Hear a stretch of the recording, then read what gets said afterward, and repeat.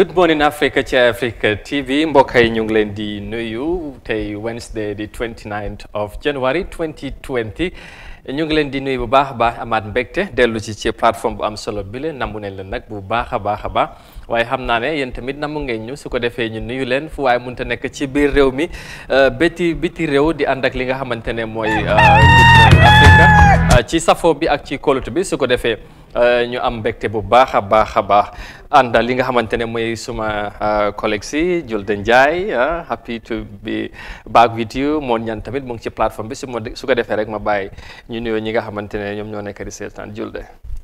Okay, jërëjëf Amadou, good morning Africa, and of course our beautiful viewers there who are always following the Good Morning Africa program. Amaat mbégte rek dellu si waat si beneen edition of the Good Morning Africa ma leen naa ziar foo leen munti nekk si dëkk bi oo si bitim réew ñu leen naa asalaamaaleykum and welcome to another edition of the GMA. Yeah, thank you very much. It's good to be back comme nu mu ko waxee xam ngeen ne ci plateforme bi dafay am solo ñu nuyu Modou Niang am mbégte bu baax a baax dalal la bokkaat ak yow li nga xamante ne mooy plateforme bi naka suba si. sa alhamdulilah Amadou jërëjëf ñu ngi leen di nuyu bu baax nuyu ñi nga xam ne ñu ngi seetaan Eye Africa si jamono ji di nuyu képp koo xam ne tam da ngay topp programme bi ñu ngi lay nuyu suñu jigéen Julde Amadou amaan mbégte teew fii comme noo ko waxee rek ñi war nar a waxtaanee. li gën a fës si xew-xewi jamono daal li si gën a fës yee incha allah. su ko defee noonu lay demee gannaaw bu ñu leen nuyoo jaajëfal leen bu baax a baax ci safo bi ak ci kóolute bi ci ànd bi ngeen di ànd ak Eye Africa TV waaye nag surtout Good Morning Africa su ko defee ñu indil leen suñ studio stories yi comme ni ñu ko baaxoo di ànd ak yéen su ko defee newspaper review tamit dana ñëw ci kanam tuuti ak suñ soxna si di Julde Njie moom ci boppam ci kanam tuuti dana indi li gën a fees ci ñenn ci newspaper si su ko defee noonu la ñoo def rek gannaaw buñ leen nuyoo ànd ak li nga xamante ne mooy suñ xibaar yi li gën a fees ci kër gi ak tamit xew-xew jamono ci niñ ko waxee su ko defee ñu ànd ak suñ four story tey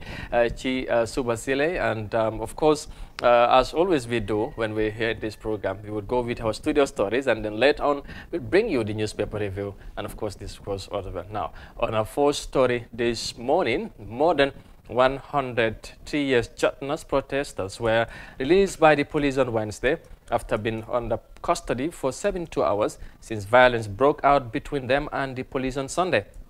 Relatives of the arrested persons yesterday gathered at the Kanifing Magistrate Court to witness the proceedings as news of their appearances at the court circulated, but to their surprise, no hearing took place. Let's have more details of that in this report. Arrested members of the government Preso 3 years Jotna are expected to be released on bail 72 hours after their arrest during the group Sunday demonstration that turned into violence. Dozens were arrested by police, including executive members of the group that has been asking President Adama Barrow to respect the 3 years agreement with the coalition 2016 political leaders and step down. They were arrested shortly after violence erupted between the anti-government protesters and the police. Several people, including relatives of the arrested persons, today gathered at the Kanifing Magistrate Court to witness the proceedings as news of their appearance at the court circulated. Many of those attending the court proceedings started to express anger when they received information of the cancellation of the hearing.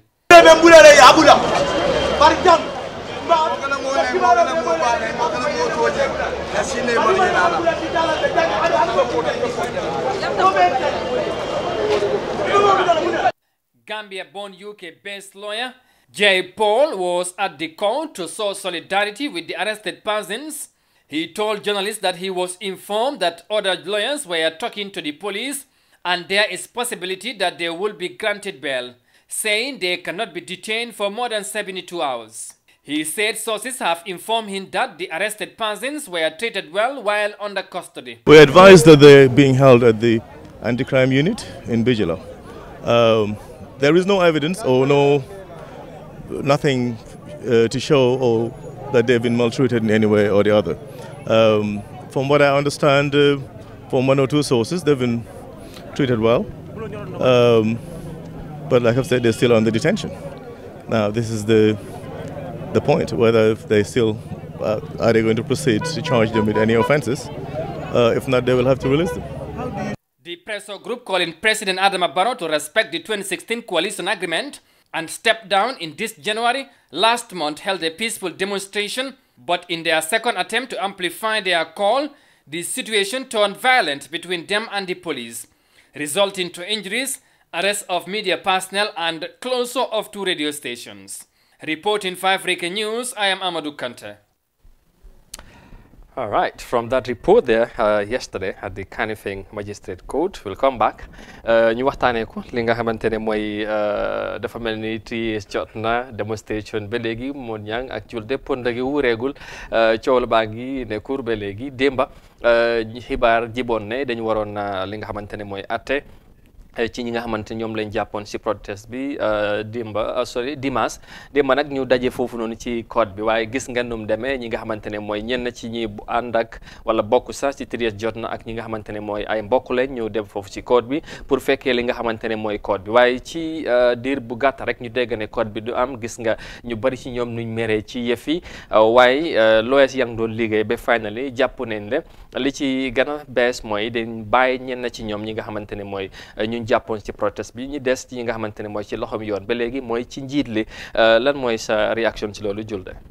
3 years jot na bi ak police case bi I think started léegi because the first start the issue of this fracas between the 2 groups the first start depuis time boobu no gaa ñu ngi def gaay seen fundraising bi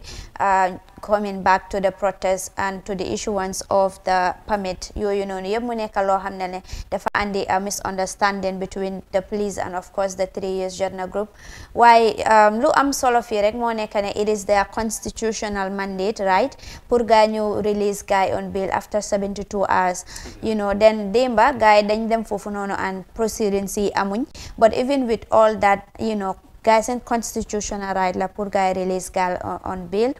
whether they will be charged or not then loolu noonu dina nekk loo xam ne you know is a matter of the court bi dina decide loolu noonu but it is their right pour gaa ñu release guy after 72 hours so lii daal dafa get out of hand because soo gisee mbir mi salum starté initially guy dañ deny guy permit citing of course security matters and all that and in the last minute guy ñu grant guy a permit boobu noonu tamit dafa andi misunderstanding because 3 years jot na ñu ngi wax ne ñoom fuñ leen joxee permit favor would guy fuñ ko defoon Sting Corner to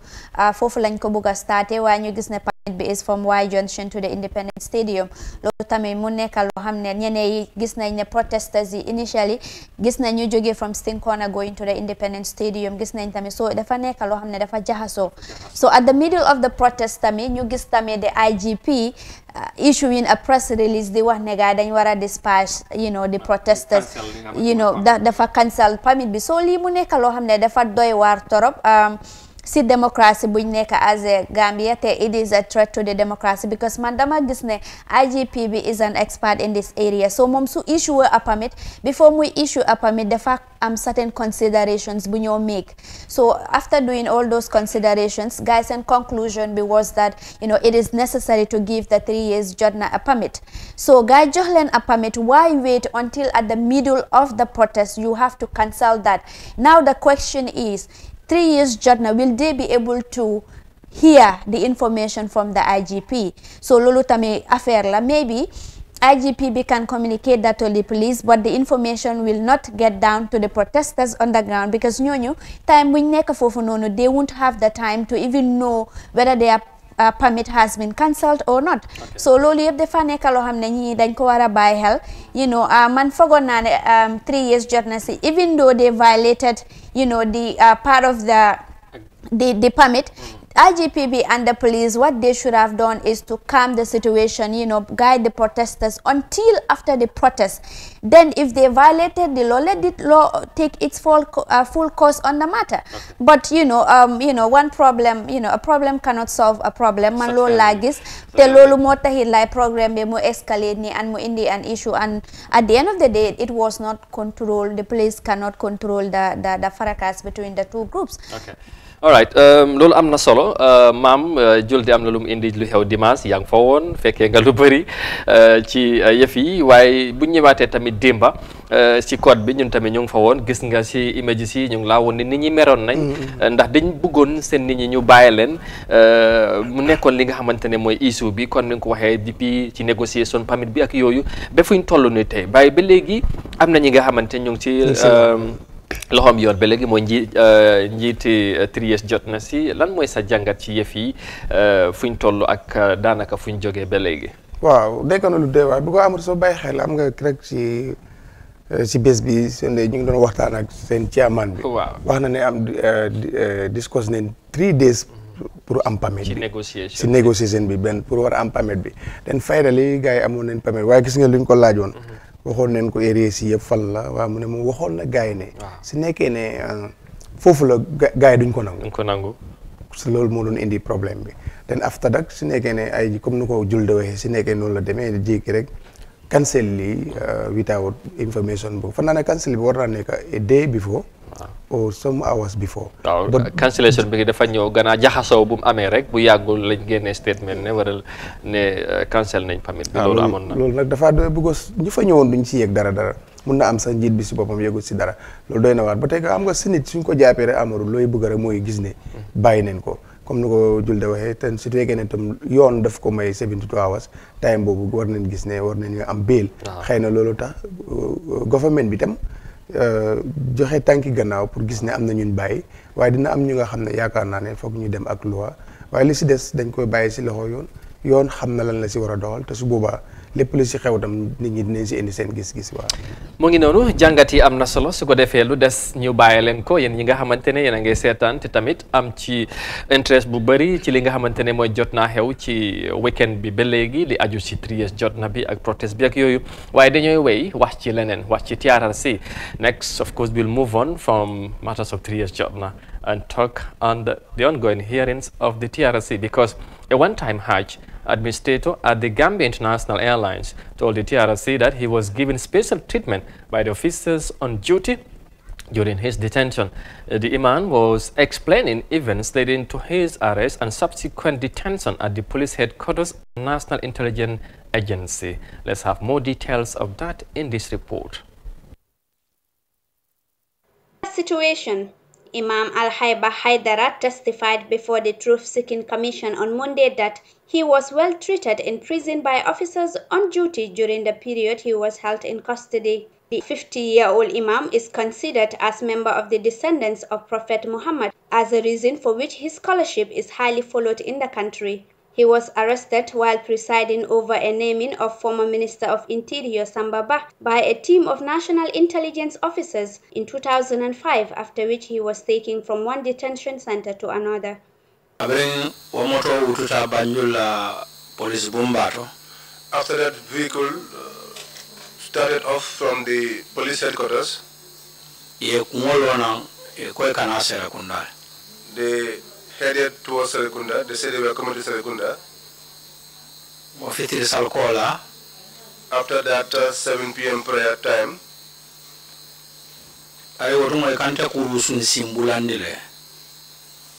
well, at that time, they just put me inside a vehicle just like that, like a bag of colors. I then saw myself at the PIU. Right at the police headquarters, uniformed men recognized the Imam as a respected scholar for whom they break the law to prevent him from entering the detention cells. But he volunteered to lock himself up to prevent unwarranted repercussion on the policemen. He said to me, Sheriff, I will not do it. For 3 times. I said to him, then, where are the keys? Keys to the prison. He said to me, here they are. I said to him, now, sit down. I will open the prison door myself. He said, Sheriff, I said, I will do it. Even after getting his way into the cells, other detainees took it upon themselves to fan him off the mosquitoes and heat all night. asked why he decided to lock himself, the Sharif told the TRRC that he did so because most of the followers of the Prophet have experienced imprisonment for standing up their rights. The Imam said he was questioned by the Crime Management Coordinator Jata Balde on the content of his regular sermons before Muslims in the mosque. On the contents of his sermons, the Imam told the crime investigators that all his teachings are based on current affairs, latest of which was on pilgrimage visits to the holy mosque in Mecca. The Imam said he offered them access to archive of Islamic lectures kept by administration of his mosque in Yundum. The situation of Al-Bahaidara was one in series of attacks on religious freedom under the leadership of former President Yahya Jammeh. He had been accused of preaching against the Jammeh administration, but investigators could not provide grounds to keep him imprisoned. For iAfrica News, I am Julde Njai. Thank you very much, Julde Njai. Religious leaders continues to appear before the TRRC. Maam Monyang ak Julde ci li nga xamantene moy ci luñ dégg tamit ci report bi TRRC bi mu ngi wéy gis nañ daanaka depuis last week ba léegi li nga xamantene mooy kilifa yi ñu ngi dem ci TRRC ñoom tamit ñu wax li nga xamantene loolu lañ dunda ci jamono bi nga xamantene mooy nguur bu fi nekkoon jamono Yaya Jammeh luñ ci jot a dégg nag am na yu bari doy waar la kilifa yi ñu jàpp nañ leen comme moom imam bile bokkoon na ci ñi nga xam ne ñoom ñoo doon coordinate affaire xaaj bi am jamono nag ñu téye ko teg ko place yóbbu nañ ko fi ba Makati Julde moom moo topp report boobu noonu wala story bi xam naa dana ci gën a indi leera Julde imam bi ak expérience bi mu am waaye fi mu mujjee tamit amoon na solo ndax moom nee na jéggal na ñëpp te tamit mu ngi ñaan ñëpp nañ jéggalante ci li nga xamante ne mooy lu jot a xew. Yeah, dafa am solo. Imam bi soo gisee case am bi is an exceptional one because most of the religious leaders kilifa you testify before the TRRC gis nañ ne gars ñu ngi wax ne how the NIA torture them naka lañ leen treaty and all because of their one way or the other sermons or other things waaye moom mu ngi wax ne he is an exception loolu moo nekk loo xam ne dafa nekk a surprise Sharif la because most people ne dañ téye ne he is a descendant of Prophet Muhammad peace be upon him moo taxit moom daal he is an exception te wax na ne treatment bi gaa dañ ko jox special treatment from the police officers because explain na si biir story bi sax moom nangut police officer bi nangut koo lock moom moo volunteer lock boppam because moom bëggut kooku noonu mu andi jafe-jafe si liggéey am o mu bàyyi liggéey bi ngir moom affaire am so wax na tamit ne bu mu duggee si biir tamit ñu fa fekka ñooñu tamit nangut moom mu dugga si biir because ñu ne moom kilifa la so bu mu duggee sax bu mu naxee gaay ba mu dugga si biir sa kaso bi sax dégg nañ ne tamit moom gaay ñu fa woon di ko uppa ba bur set gaay ñu ko uppa so all these things shows ne the role of religious leaders in this country. Gambian be the value religious leaders because even a survey that was conducted in 2018 dafa wone ne Gambian bi dafa trust more than religious leaders than even the politicians so moo taxit fu mu nekk nii daal man analysis bu ma fa joxe moo nekk ne gars yi dañ am a role to play in this thing gars yi they are highly respected so as such gars yi also dañ war a make sure by all means ñu def their response seen warugal bi ñu def ko ba mut especially in these trying times of the Gambia protest yu bari yi understanding bu bari gaay ñu jog si ñu wax soo gisee dëkk bi mu nekk benn ñu mun a reconcile as one people because lu happen on fii dafa doy waar te mu ngi still happen protest bi ak police yi di dóor protesters yi waa court case yi xam nga dafa bari so gaay nañ si jóg daal kon ka ñi dañ leen trust waaw am na solo su ko defee Mon Ñang wala boobu moo am nga ci cër ci wax li nga xamante ne mooy ci wàllum kilifa diine yi seen taxawaay ak yooyu waaye nuñ dundee tamit am ñenn ci ñoom nuñ dundee ci jamono bi nuñ ko nekk di déggee métti na ci déggin ak li nga xamante ne mooy li ci xew lan nga ci mën a indi ci li nga xamante ne mooy ci jàngat doy waar loo xam ne xëy na askan bi ñu bëri fooguñ doon loolu amoon na spécial man si ñu laa bokka lu doyen waar foogu moon na ñi yëpp lii fekk na leen si gosi koo xam ne nag boor bu mu féetoo ute naag yëfi ngóor di ñaax rek kilifa diina tam dafa bokk si ñi doxal réew comme na ko Julde waxee ñoom itam lépp luy xew si réew bi am na right pour adresse ko askan bi ñu moytiku wala ñu def si li nga xam ne loolu moo si gën ñoom den si am baat soo jox leen cër am na si solo parce que ay borom yi njaboot leen te seen njaboot ñu ngi si fu nekk si nguur su ko defee jox leen seen cër am na waaye lu xewoon lu doy waar la comme ni ko gars yi di waxee nag du ñaan yàlla loolu moom bu fi amatu waaye nekk na lu doy waar loo xam ne ku ko seetaan sax dina la bett foogoon naa ne ñii moom bokkuñ si te doo mën a xam lan moo taxoon ñu def ko. dafa mel ni yëf yi dafa yaatu woon. ku ne pàcc bu nekk amoon nga ci sa wàll. waaw ñu wax rek nga fo ne ñooñu rek la yëf yi daloon. mu ngi noonu daal su ko defee xam naa nag waaw comme man ñoom nu nga ko waxee doyoon na waar waaye mu ngi noonu su ko defee ñu wéy. gannaaw loolu ba léegi ci li nga xamante ne mooy ci Good Morning Africa ñu continuer wax ci leneen next one of our stories the Gambia has joined the rest of Africa in taking up the responsibility and groundbreaking study on impact of child undernutrition. For more details of that, we go with this report. The Gambia has joined the rest of Africa.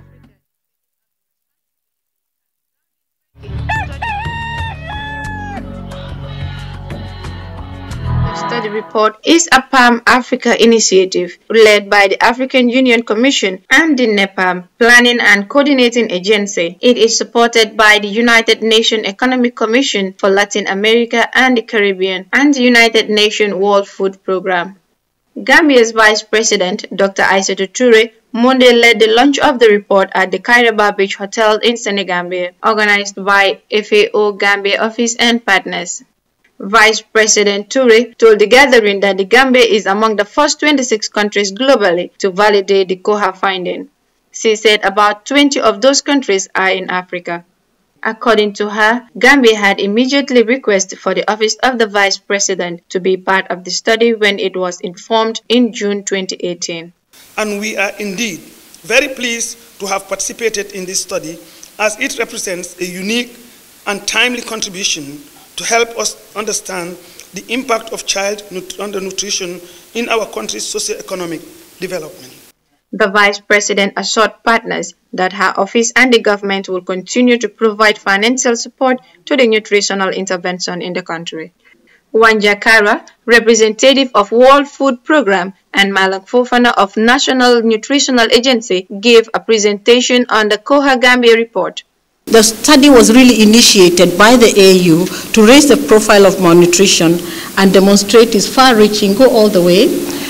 consequences of socioeconomic development and show its multidimensional implications. Both the family and the health system are faced with additional cost. We know there are cost implications in the treatment of undernutrition as it may be. And this study has helped us to look at some of those implications. Bakari Sanyang, Governor of West Coast Region, believes that the study will have a great impact in the welfare of children under nutrition.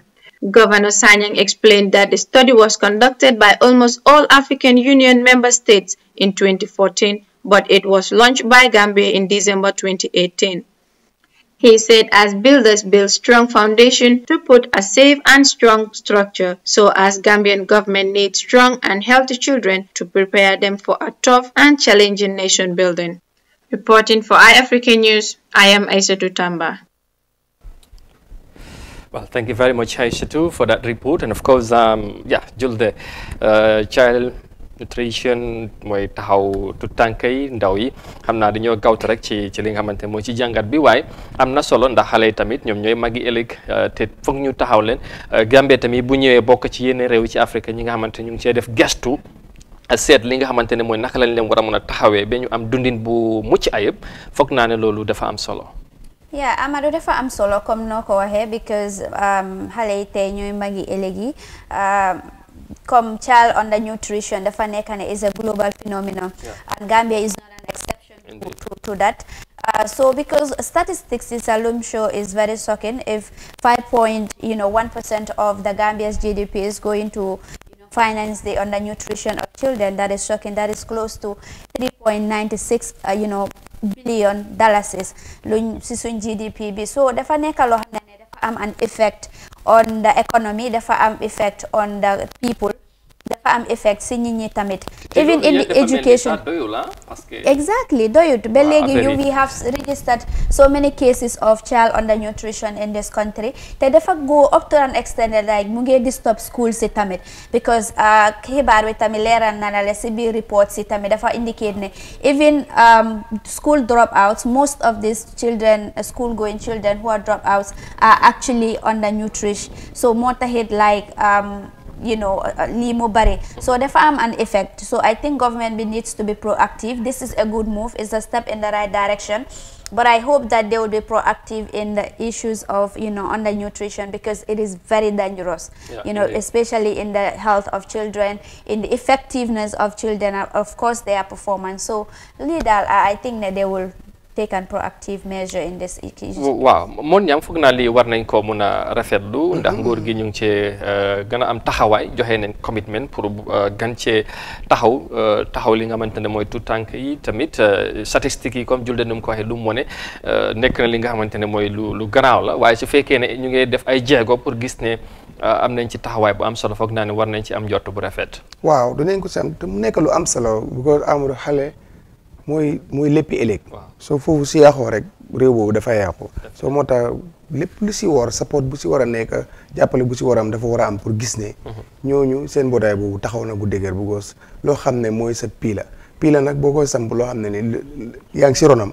dafa war a dëgër te xale mooy piila ëllëg soo su baaxutee bu daanoo moom day am problème yow moom daan si sa kaw nga am problème. soo moo tax njaboot dañ ko war a lifin taxaw bu baax def si ñoom tam def si ñoom éducation bu baax a baax def si ñoom yar ak suñu aada tam yar leen si suñu aada ak suñu cosaan ak suñu religion daf ci de nekk lu am solo tam waaw. dëgg la am na solo bu baax a baax su ko defee ñu wéy ba léegi ci xibaar yi gannaaw li nga xamante ne mooy bu ñu waxee ci xale yi dellu wax ci taskati xibaar yi ndax am na ñi nga xamante ne tamit jàppoon nañ leen li aju ci li nga xamante ne mooy ci TS Jotna protest back you. Now next we talk about the journalists, because one day after the condemning the government for illegal closure of 2 radio stations, the Gambia Press Union has secured the release of 4 journalists from police custody. 2 radio managers and 2 other media workers were arrested and held incommunicado since Sunday. Details of that in this report.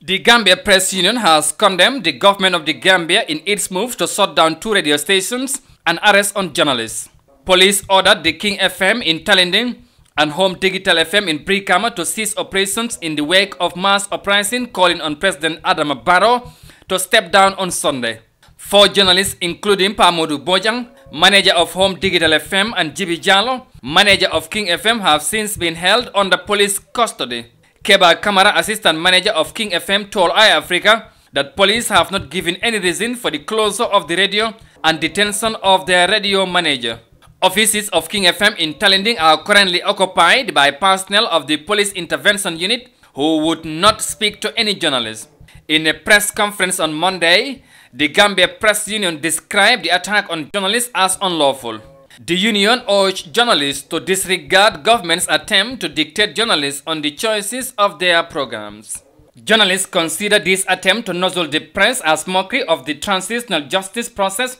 and the ongoing democratic reforms. They call for immediate release of journalists and lift the ban on the 2 radio stations. Reporting for Africa News, I am Amadou Kante. Now, the good news is, from that report, the 4 journalists were released yesterday. I think that was just a good one. Julde bi mom ñun ñep la laalon te tamit amon nañ ci concern yu bari ci journalistes yi nga xamanteni dañ leen jàppoon waaye yemuñ ci tëj ci ñaari radio stations gannaaw bi nga xamantene mooy protest bi lu ci xew ak yooyu Gambia Press Union tamit ñoom ñi nga xamante ñoom ñoo jiite journalistes yi ñu ñoo woote li nga xamantene mooy press conference wane seen taxawaay ak seen naxar ci li nga xamantene mooy li xew liñ jàppal li nga xamantene mooy taskati xibaar yooyu yemuñ ci nee nañ nguur gi nañ gaawtu bàyyi ñooñu te benn bés buñ ko waxee ñu gis démba ñu bàyyi leen lan mooy si sa jàngat. I just want to first of all congratulate the Gambia Press Union and of course the media fraternity stands bunjil, against, the government in this case, because man dama holne in a protest like this, journalists are conducting their duty, they are doing their job, and if they are the target, then there is a problem in that country. Because man, I think the journalists should not be a target in this case, because we are not even the target. We are there to report and then show the public what is happening in that area. Why the good news is, comme no ko waxe, Gambia Press Union ak journalist yi gaay dañ taxawaay def seen taxawaay si affaire yi ñu make sure ne all the 4 journalists are released on bail, but of course one of them, Pa Modou Bojang, was charged with incitement of violence. Why is still a step in the right direction in the journalism fraternity. Ñuñ that the Never Again campaign also is in the media. Because what happens to us in the 22-year rule of Yahya Jammeh, that will never happen to journalists in this country, because we are not a threat, and journalism is certainly not a crime. So suñu dañoo def suñu liggéey bi, and we have to be faced with threats, our lives will be in danger, or ñu ñoo nekk the target of that particular thing, then I think it becomes very difficult. And it's good to say that the Gambia Press Union were very, very strong in their statement. They were strong because they put out a very strong statement. And even the press release from the government spokesperson is telling journalists, not to report issues of the protest of the 3 years journal or anything that has to do with them. I mean, and I keep asking myself, who is government to tell journalists when and when not to report or how to report? So I think this is not only a threat to journalism and media freedom, but it is a threat to democracy. And this is democracy that we all fought for. The Never Again campaign should stand, and we make sure that these things like this will never happen again. I'm glad that all these things, the Gambia Press, I can see the emotions right now. But then, like Mon Yang, just get you the affair of Moko Baye, exactly. lan nga ci mën a indi ci jàngat rek, because li xew gis nañ ko wax naa ko, waaye taxawaay bi journaliste yi yëpp dafa mel ni solidarité yi benn la woon, ñëpp ñoo ko naxaarlu, ñëpp tamit ku ne boor boo mu ne nga wone sa bopp ba ñu bàyyi ñi nga xamante ne mooy journaliste yi. rafetlu taxawaay GPU because démba ñu ngi woon Olindum station bi ñëw beel gaay am na journaliste bu ma waxtaan mu ne ma ne lii nag moo nekk un problème si Gambie media solidarité bi problème am ñëpp jóg. waaw ma gis ne after gis naa fa comme ni ko gars yi patron de presse yi am na ñu ma fa gis. bu ko dama ko ne waaye lu ma gis ay reporter laa fa gis ñu ñëw taxaw ndax mu ne ma non am na ñu fi nekk at the end ma gis ne some of ñoo xam ne ay DG leen. ci presse bi ñu ngi fa mu nekkoon lu am solo waaye nag media du dee juboo nguur waaye nguur gi neen bàyyi xel ne media bi nekkul seen ennemi am na ñu ko doon wax ñooñu seen liggéey la ñoo def comme ni ñu ko war a defee waaye liggéey bu nekk tam am na yoon am na noo ko war a defee. waaye yaakaar naa ne. kenn du waxal media bi tam lu ñu war a def. ñoom xam nañ lu ñu war a def waaye rek duñ may keneen tam mu ñëw ne nii nga war a defee wala nii nga war a defee loolu tam bokk si bu gos. li ci ak gën a am solo rek kon ni ma ko waxee Julde GPU si seen kaddu foog naa ne liñ ci wax leer na te am nañ ci wax nañ ci kaddu yi nga xamante ne mooy yu dëgër la. te bëgguñoo nangu. am na solo bu ko secrétaire général mu ngi fa woon. président bi yëpp ñu ngi fa woon taxawaay bi rafet na taxaw bi rafet na waaye xam naa ne ñun. ourselves war nañ waxante suñu bopp. waaw boobu tamit loolu leneen la. su ko defee gannaaw loolu ñu wéy ba léegi ci Good Morning Africa fii ci Africa TV ñu ànd ak beneen xibaar this time ñu wax ci CRC. All right, because of course hopes for the Gambia to go on referendum early this year is changing as the Constitutional Review Commission has changed the date for the final draft. The Commission held a press conference on Monday to inform the public that the next constitution for the country will be delivered March 2020. Let's have more details of that in this report. Constitutional Review Commission hopes to finalize its assignment on drafting Gambia's new constitution and the accompanying report by March, Chairman Justice Cherno Suleiman Jallow said on Monday. During a press conference at the Commissioner's Future Leg building in Kotu, Justice Jallow said they are working hard to ensure that they meet their target date for the final draft and the subsequent submission to the President. The CRC is established by an act of the Parliament in June 2018 to review and analyze the current Gambia Constitution, draft a new constitution, and prepare a report in relation to the new constitution. The report will outline the processes engaged in reviewing and drafting the new constitution and provide the rationale for the provisions contained in the new constitution. Justice Jallow praised Gambians for their overwhelming support and encouragement to the Commission throughout the drafting process, saying as in every constitutional development in any country, the final product will never satisfy every view and opinion canvassed. He said constitutional development is effectively a negotiation process of give and take, and it can never address all issues. As with every constitutional development in any country, the final product will never satisfy every view and opinion canvassed. Constitutional development is effectively a negotiation process of give and take. It can never address all issues. In our case here in the Gambia, we had put in place a very robust, transparent, inclusive, and participatory public consultation process whereby every citizen and other stakeholders had the opportunity to make a contribution. Since the publication of the first draft in November last year, the new constitution came under divergent views, mainly on religious lines, with the Christian denomination calling for the inclusion of the word secular, while the Muslims deny it. Justice Jallow said they have embarked on 2 rounds of countrywide public consultations to share and inform the public on the provisions in the draft constitution, hearing the citizens' perception on the proposed provisions and recommendations offered by citizens. In all these communities, the CRC ensured that the local government authorities, CFOs, alcalos, school administrators, and community-based organizations were availed with adequate advance copies of the draft constitution in order to facilitate public access and to allow Gambians to familiarize themselves with the proposed provisions and subsequently provide feedback to the Commission.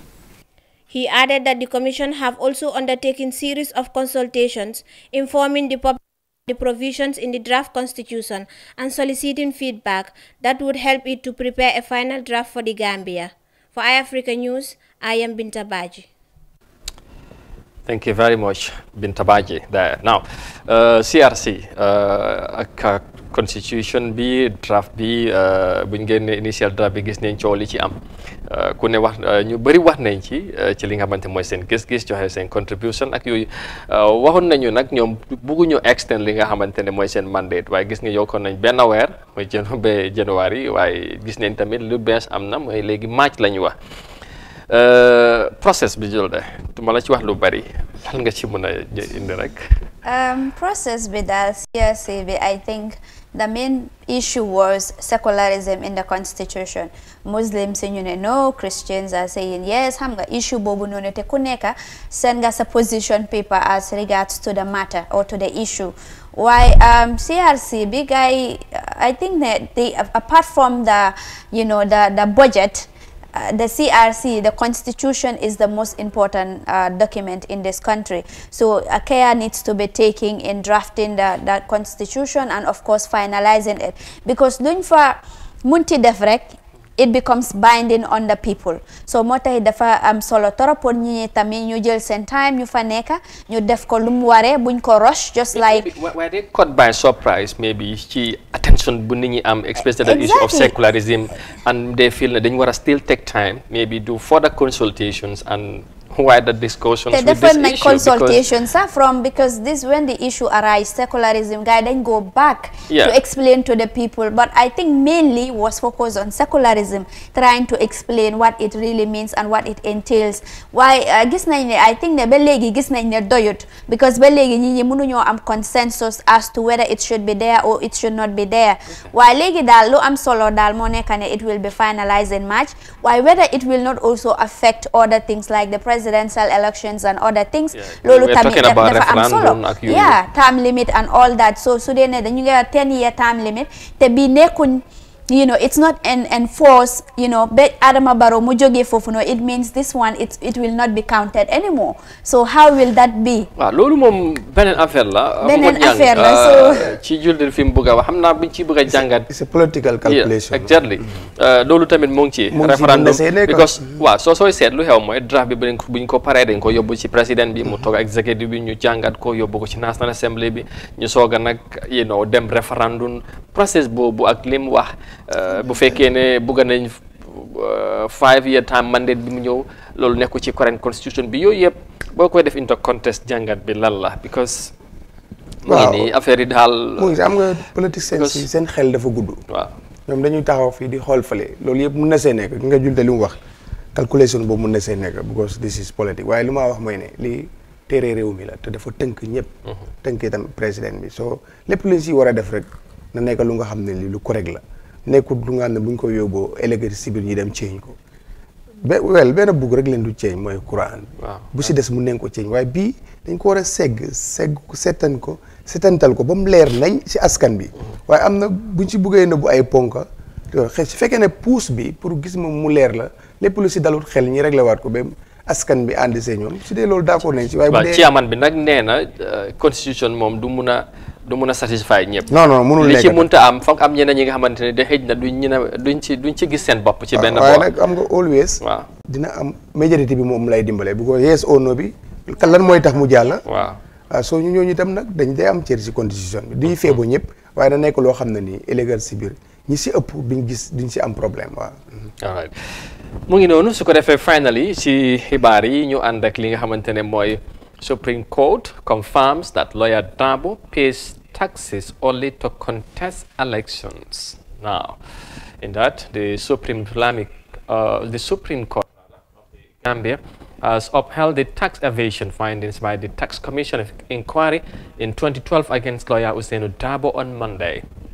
Leader of the opposition United Democratic Party challenged the decision of the commission that found him liable for the payment of about $2 million for tax evasion. Foreign newspaper reports that the Supreme Court upheld the lawyer Darboe was paying his tax as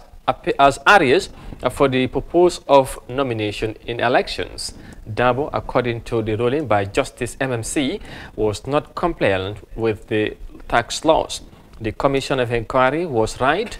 consistent, and findings were supported by evidence, said Justice Say.